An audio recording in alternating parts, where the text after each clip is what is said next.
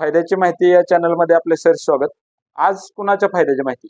तर आज अशा महिलांच्या फायद्याची माहिती ज्या महिला पर्यटन क्षेत्रामध्ये काम करतायत अथवा काम करू इच्छित आहेत अशा सर्व महिलांसाठी खास महत्वाची माहिती आहे.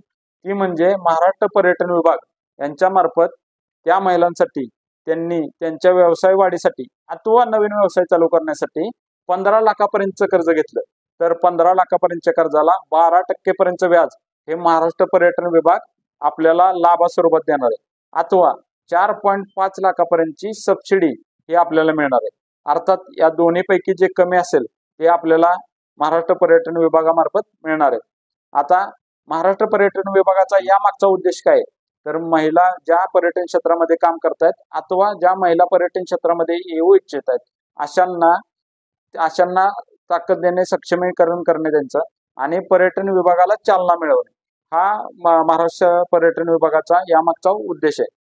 या लाभ जर एखाद्या महिलेला घ्यायचा असेल तर त्यासाठी महाराष्ट्र पर्यटन विभागामार्फत काही नियम व अटी लागू करण्यात आलेले आहेत. त्या काय आहेत?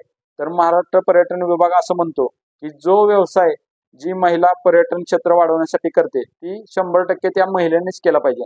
म्हणजे नाममात्र महिला असणे वेगळं आणि त्या महिलेने त्यात स्वतः येऊन कार्यरत करणं वेगळं.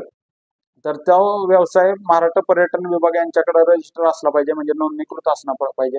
त्याशिवाय तो व्यवसाय त्यांनी स्वतःच केला पाहिजे. त्याशिवाय जो काही व्यवसाय असेल त्याच्यामध्ये लागणारे कर्मचारी हे 50% पेक्षा जास्त महिलाच असल्या पाहिजेत तरच या योजनेचा लाभ मिळणार आहे. म्हणजे आपलं जर एखादं हॉटेल असेल, आपलं टूर्स अँड ट्रॅव्हल्सचं ऑफिस असेल अथवा आपण पर्यटन केंद्र चालवत असाल तर यामध्ये 10 कर्मचारी असतील तर 5 पेक्षा जास्त या महिलाच असल्या पाहिजेत तरच या योजनेचा लाभ आपल्याला मिळणार आहे. त्याशिवाय आपल्याकडं जर ऑलरेडी आपला व्यवसाय असेल तर आपल्याकडे बेसिक लागणार म्हणजे FSIचं लायसन असलं पाहिजे, आधार कार्ड असलं पाहिजे, पॅन कार्ड असलं पाहिजे. याशिवाय आपलं लोकलचं जे लायसन आहे म्हणजे आपल्याकडं शॉप ऍक्ट स्थानिक लेवलला असलं पाहिजे. याशिवाय उद्यम आधार असला पाहिजे.